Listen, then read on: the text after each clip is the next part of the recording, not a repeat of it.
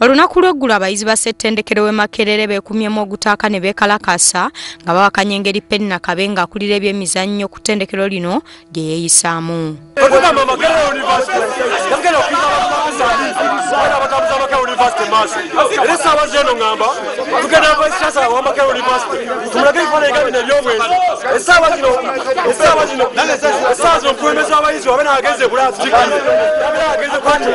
Ssentebe w'ekibiina ekigatta abasomesa mu Makerere Dr. Tango Doyi ategeezezza ng'ensonga nnyingi ze bazze bawulira ku munnaabwe bwe zibennyamizza emitima.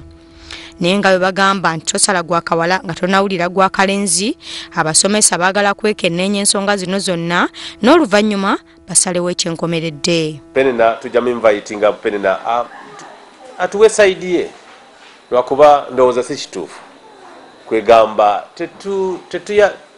we don't really want to hold it, but tebikirizibwa, it's not allowed. Tango Doyi agamba nti kyanaku nnyo okuba nti abazadde babayisiga n'abaana baabwe babagunjule kyokka ate ne bafundikira nga bafuuse ekizibu. Wano wasinzidde ne yeetondera abazadde olw'ebyo ebitagenze bulungi.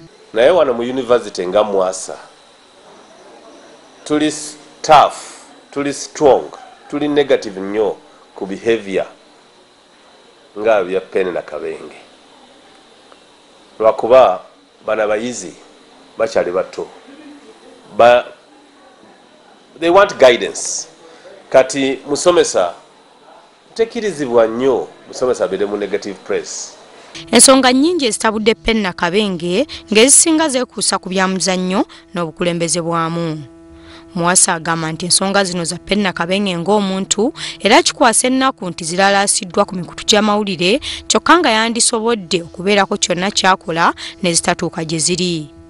Mu kiseera kino Penina Kabenge ali bweru wa ggwanga naye ng'asuubira okukomawo essaawa yonna.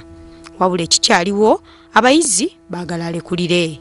Mary Nakajunyanzi, WBS TV, Makerere.